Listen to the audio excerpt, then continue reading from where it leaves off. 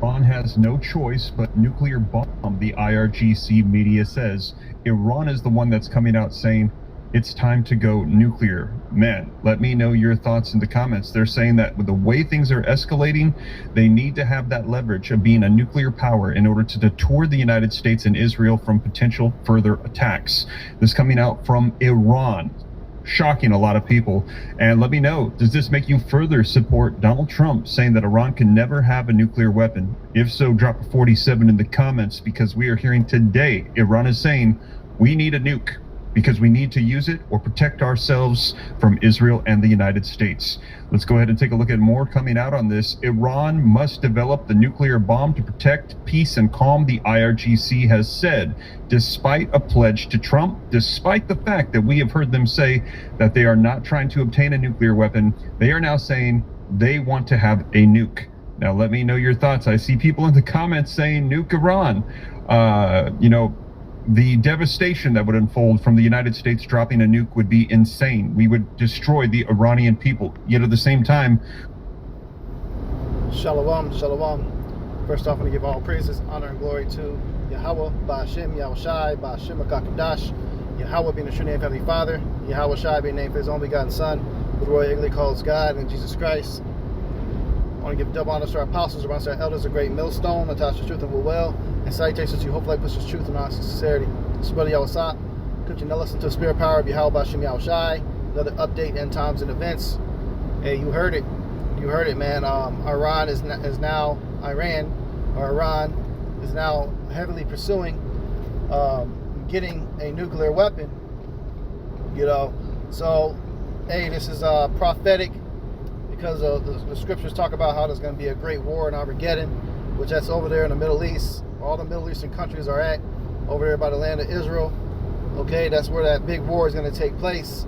And we're going to see things intensify now times 100. Okay, because now they're publicly coming out with it. And that's just what Trump needed to get justification to do further attacks. Because before they were talking about how they didn't have any plans on getting a nuclear weapon. That's what they were saying, that their stance was, which we all know that they were probably trying to get one. I mean, they got the intelligence, they got the technology over there. They're a very advanced nation. They're not no third world country, man. They have an excellent military. Okay, they're very educated. And the elder just posted in a group thread that they invented, another medical procedure using umbilical cords for like stem cells to help treat osteoporosis, if I'm pronouncing that correctly. So they're not no third world country, man. Okay, and they own, most of the world's oil supply, and now United States is basically trying to take that spot with its conquest of Venezuela. And speaking of which, I believe through the spirit that was a weaponized earthquake. I don't think that was just something that is a quote unquote natural disaster, because nothing is a natural disaster when you really think about it, because the Lord controls everything. And the Lord ultimately allowed that to take place. He put the ideas and the thoughts for that weapon, that technology to be made to hit Venezuela for all the idolatry that was been going on. But that's another lesson for another time to go in detail on. But I mentioned that because there's a lot of speculation on whether or not they're going to use that same weaponized tech, which is called HARP, over there on Iran. They did it in Gaza. They did it in Gaza. They did it to Haiti. Okay. It's no coincidence that every place that has had high conflict between the United States, they experience some crazy off the wall, like record breaking natural disaster. That's not no fucking coincidence, man. Like, you gotta be dumb to really not notice that. Because, like, come on, man. Come on. They already had invaded, they already took out Maduro, and the United States has high interest in Venezuela because of they're the number one oil reserve in the world. So they got Maduro out of there. They talked about invading and doing all that, but they don't have to do as much invading and shit if they can make it look like a natural disaster. So they don't have to do a whole lot of invading and shit in Iran if they can do an event like that and make it look like a natural disaster. If Iran gets hit with a fucking mega quake, man, if they get hit with a mega quake within the next coming weeks or months, then that confirms it. The United States has weaponized earthquakes, or Esau Edom in general, man. Because, you know, the United States is just the gun, but somebody is holding the gun. Someone's in charge of actually putting the finger on the trigger and pulling. Okay, and that's the top banking family, the Rothschild elites. Okay, the small hats, they're all behind all this shit that you see going on, man. You know, so what you can see happen pretty soon is the United States finally get hit with the big one, man. Like that brings in total justification to go in and just do straight annihilation, which they don't want to go in and they really don't want to go in and drop, you know, a nuke on that place, because that means you can't inhabit it. If everything's irradiated, you got to think about it. They want to go in there and they want to get that oil. Okay, they want to set up a central bank. They want to establish resorts and all sorts of things. They want to make it a highly tourist area. That's the way Esau gets down. He wants to make money off of Iran. So it wouldn't make sense for him to just obliterate it with a nuke that takes hundreds of years for the radiation to clear out enough to be safe enough to move in there. You don't have hundreds of years, man. This devil is running out of time. You know, he has but a short time left. So me personally, I don't really see them doing like a massive one. I mean, they could do like a tactical one, but just know wherever a nuke goes off, that area is permanently inhabitable. That's why you got places in Japan that you can't go to, and those places used to be the most beautiful places of parts of Japan. But now nobody could ever go there for the next couple hundred years because of how much radiation, the radiation poisoning. So another way of doing that is to use a quote-unquote natural disaster. Okay? And they can't use a wildfire because the place is already desert. There's no trees to really, you know, catch fire like that, to just burn all the houses up like they did in Cali and stuff like that in Hawaii. That doesn't make sense to be in the cards. And I'm just speaking as a man. I'm not saying that this is guaranteed gonna happen, okay? So don't take my word for it, but I'm trying to put the common sense of two and two together on this. You know, the scriptures talk about how in wars there shall be, in the end days there shall be wars and rumors of wars, okay? It talks about in Isaiah 29:6 how there's gonna be different earthquakes, tsunamis, hurricanes, fires, all of that. Okay, so we in these times, and with Iran coming out here, they talking big now. They bringing out the big boy threats. They talking about making this nuke. Hey, shit, man. Esau knows. Hey, well, shit, we gotta hurry up, bust a move, because if they do succeed in getting that, then yeah, they pretty much are guaranteed they're gonna use that shit over here. Like, that's a guarantee, man.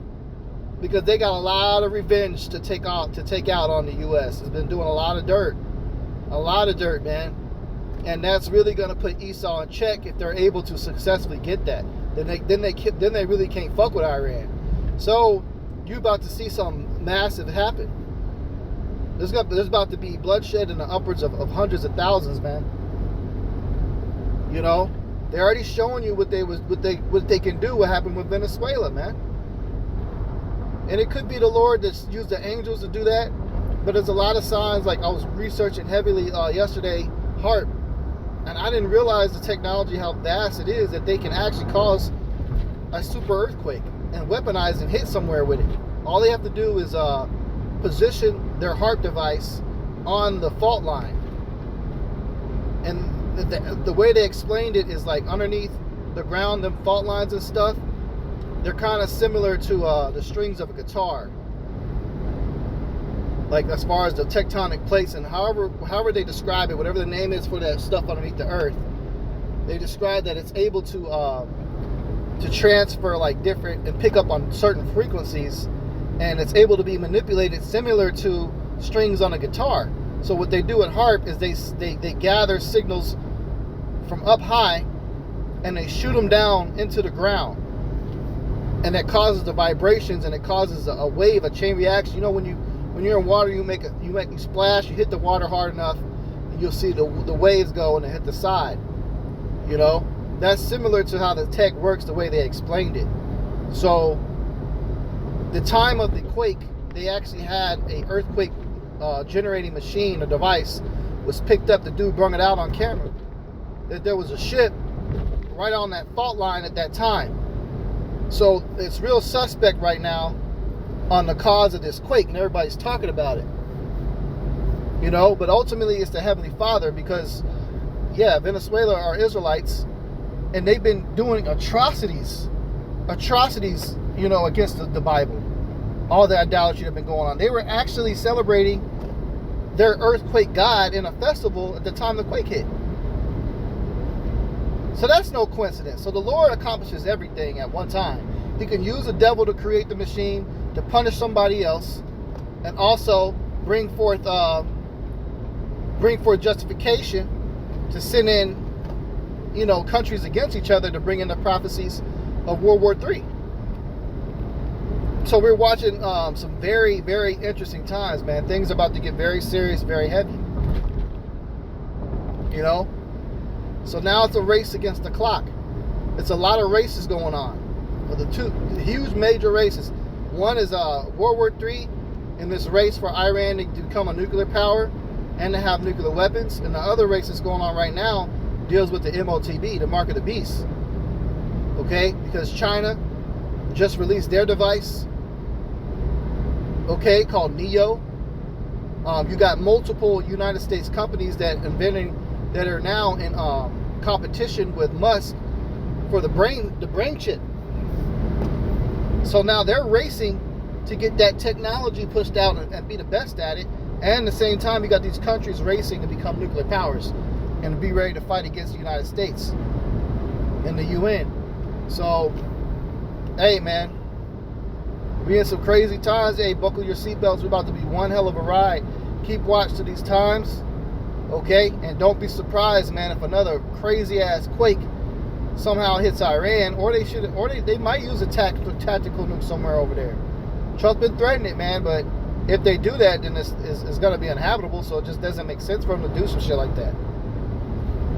Not unless they got some nuke, they invented tech where somehow the radiation can dissipate or something. I don't know. I mean, it wouldn't surprise me all these years, you know, because it's been since the 1940s since one was used in another place. And they don't really publicize like the studies and stuff behind the radiation and things that they've been doing with all these tests over the years. I mean, I'm sure there's some documentaries out there on them, but you know, for the most part, from my knowledge, the way that shit works, one nuke goes off, the fallout and the radiation stays for hundreds of years. And they want to go inside Iran. They want to take it and take over. And they want to take those oil fields and oil reserves and all them factories. They want all that shit. So why would you nuke the place and make it too toxic and be inhabitable when you want to go in there and take all that stuff? You know, so this whole thing is about conquering and taking over. And they've already basically tested the tech. They used it in Gaza, and there was a success. Now they successfully basically took over. Israel basically owns Gaza now. So the same thing has happened in Venezuela. They used it. So now all of a sudden, the U.S. is preparing to quote-unquote give aid. Trump is about to send aid over there. And you know what all the citizens are complaining? That their own government didn't send any aid. Like, it's already been 3 days and they sent zero help. That's done on purpose. Because the powers that be set up new rulers to replace Maduro. Okay? And it's about clearing those people out. They don't want you jakes there. They want Esau there. So all of a sudden now they've been hit with a flood. They got hit with another 5.0 earthquake and a flood. They're clearing it out. That's a way where they ain't got to put no bulldozers in there. and they don't gotta send boots on the ground. They just send a quake to take all them people out, and then it's washing all the debris and shit away with the flood. Esau is a devil, bro. And you know, part of it's the Lord too. Like I said, it's the Lord's judgment. I don't want to leave that out, because ultimately, hey, you Venezuelans, you are Hebrew Israelites, and you've been doing things against the commandments in the scriptures for so long, from your Catholicism, from your other paganism, your idols that you got, the adultery that's running rampant, how you prostituted all the women out over there. Lord ain't happy. You know, there's heavy Venezuelans. That country over there is full of Israelites. They've done heavy offense. You know? So this is why all this stuff is taking place. If you're wondering what's going on, this is what's going on, man. Okay?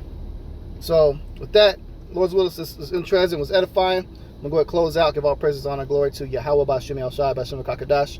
Double honors to our apostles and elders, great millstone, touch the truth and will well. The citation, hopefully, pushes truth and our sincerity. Shalom.